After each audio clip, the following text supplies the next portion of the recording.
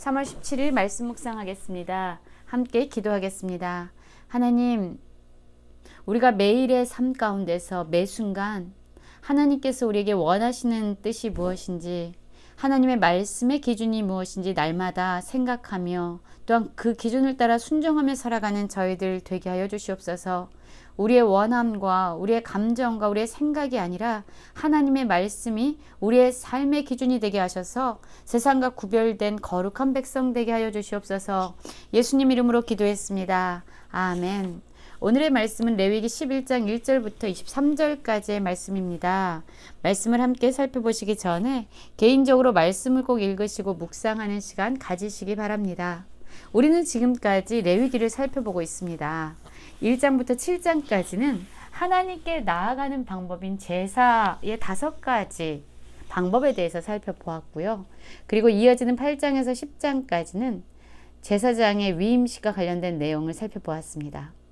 그리고 오늘부터 이어지는 11장부터 15장까지는 우리의 일상생활에서 우리의 매일의 삶 가운데서 경험하게 되는 거룩과 관련된 그러한 주제에 대해서 다루게 됩니다.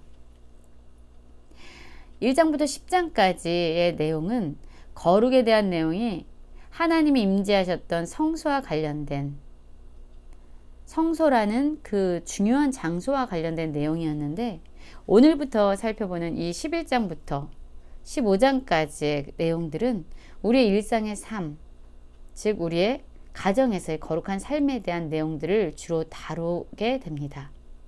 오늘 특별히 11장 이곳에서는 다양한 종류의 부정함을 소개하고 있는데요. 특별히 오늘은 먹는 것과 관련된 정결한 음식과 부정한 음식이 무엇인지 하나님께서 이것을 구분하는 기준을 알려주셨고, 또한 어떤 것은 먹을 수 있고 어떤 것은 먹을 수 없는지에 대해서 말씀해주고 있습니다. 11장 1절입니다.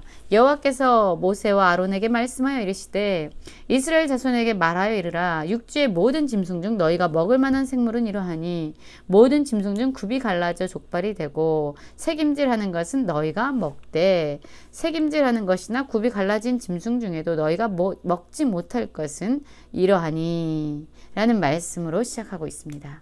그렇습니다. 하나님은요, 이스라엘 자손에게 먹을 수 있는 육지의 짐승 중에서 먹을 수 있는 생물이 어떤 것인지 말씀해 주셨어요. 특별히 모든 짐승 중에서 굽이 갈라져서 족발이 되고 또한 새김질하는 것은 먹을 수 있는데 이 중에서도 먹지 못할 것이 있는 것이죠. 낙타는 새김질하는데 굽이 갈라지지 않았으니까 부정해서 먹지 못하고, 이러면서 하나님께서 먹을 수 없는 짐승들, 육지의 생물들에 대해서 말씀해 줍니다. 낙타나 사반이나 또한 토끼, 그리고 돼지, 이런 것들은 먹지 말라고 말씀해 주고 있습니다. 그러면서 너희는 이러한 고기는 먹지 말고 그 주검도 만지지 말라. 이것들은 너희에게 부정하니라. 자, 그러면 여러분, 무엇이 정하고 무엇이 부정합니까? 물론 하나님께서 말씀하실 때에 먹을 수 있는 것을 정하다고 말씀하셨어요. 특별히 굽이 갈라져서 쪽발이 되고 새김질하는 것은 먹을 수 있다라고 말씀하셨어요. 이것이 정한 음식이죠.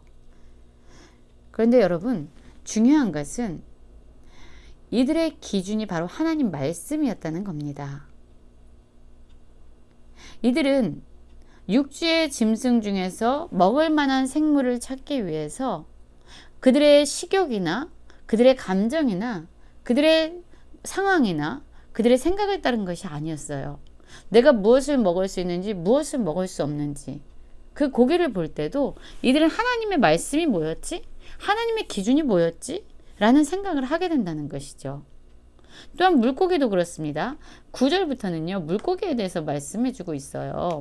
물에 있는 모든 것 중에서 너희가 먹을 만한 것은 이것이니 강과 바다와 다른 물에 있는 모든 것 중에서 지느러미와 비늘이 있는 것은 너희가 먹되 라고 이렇게 말씀하고 있어요.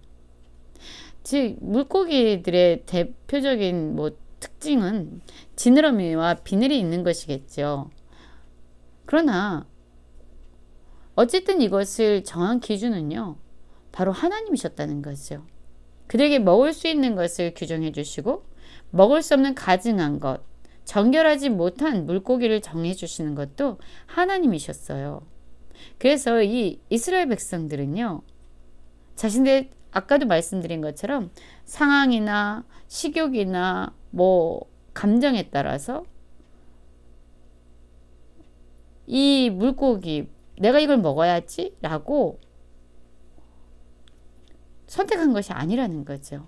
이들의 선택의 기준은요, 바로 하나님의 말씀이었다는 거죠.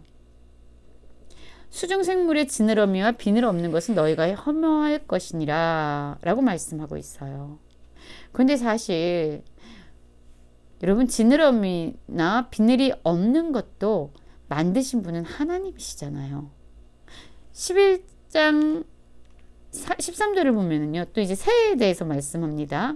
새 중에서 너희가 가증히 여길 것은 이것이니라. 이것들은 가증한즉 먹지 말라. 곧 독수리와 솔개와 무수리와 말똥가리와 말똥가리 종류와 까마귀와 이렇게 많이 있어요. 이것들은 먹지 말라고 말씀하신 거예요. 대부분 이 13절부터 보면은요, 하나님께서 먹지 말라고 가증한 새라고 말씀하신 거는요, 맹금류예요. 그리고 시체를 먹는 새들입니다. 죽은 시체는 부정하잖아요. 그리고 생명의 상징인 피째, 무언가를 먹는 이러한 새들도 하나님이 부정하다라고 말씀하시면서 이들을 먹지 말라고 합니다. 어쨌든 어떤 새를 먹을까를 선택할 수 있는 기준 역시 하나님의 말씀이었고, 하나님의 말씀을 따라 이들은 먹을 것과 먹지 말아야 되는 것을 구별했다는 겁니다. 또한 곤충에 대해서도 말씀합니다. 날개가 있고 네 발로 기어다니는 곤충은 너희가 혐오할 것이로되 다만 날개가 있고 네 발로 기어다니는 모든 곤충 중에 그 발에 뛰는 다리가 있어 땅에서 뛰는 것은 너희가 먹을지니. 곤충도 마찬가지입니다.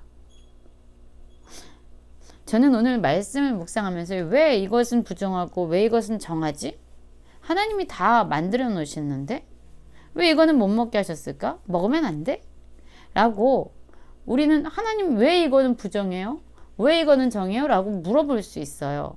그러나 오늘의 핵심은요, 하나님이 어떤 기준으로 이것은 정하게 하시고 어떤 기준으로 이것은 부정하니까 먹지 말게 하셨을까? 라는 것보다 더 중요한 거는요, 이스라엘 자손들이 먹을 때마다 그것이 육지의 짐승이든 또한 물에 있는 물고기든 아니면 하늘을 날아다니는 조류든 아니면 곤충이든 상관없이 그들이 먹는 음식을 취할 때마다 하나님의 기준이 무엇이었지?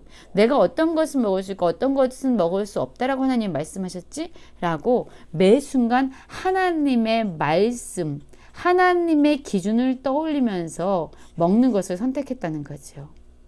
여러분, 바로 이것이 우리 그리스도인의 삶이 돼야 되는 거죠. 우리는 계속적으로 거룩의 단어에 대해서 살펴보고 있잖아요. 이 거룩은요, 말씀, 하나님의 말씀, 진리로 기준 삼아 살아가는 것을 거룩이라고 합니다. 예수님께서 요한복음에서 말씀하시죠. 이 세상의 사람들은 두 종류가 있습니다. 세상에 속한 자와 세상에 속하지 아니하고 예수님께 속한 자.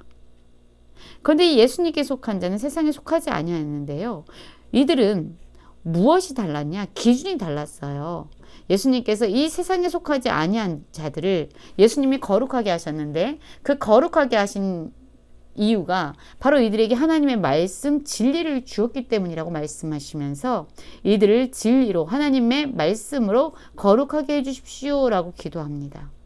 결국 하나님의 말씀을 기준으로 삶아 살아가는 자들이 거룩한 백성이 되는 거죠. 이스라엘 백성들은 먹는 것 하나조차 자신의 감정에 따라, 자신의 상황에 따라, 자신의 생각에 따라, 원함에 따라 결정한 것이 아니라 하나님 말씀이 기준이 되었다는 겁니다. 우리의 삶도 이래야 되지 않을까요? 아주 사소한 일, 아주 작은 일, 그냥 매일의 일상처럼 벌어지는 모든 순간조차 우리의 삶의 기준은 반드시 하나님의 말씀이 되어야 될 것입니다. 그럴 때 하나님은 우리를 거룩하게 구별하신 거룩한 백성으로 하나님의 자녀로 여겨주시고 또한 우리는 하나님의 거룩하심을 닮아 하나님의 백성답게 거룩한 삶을 살아갈 수 있을 것입니다.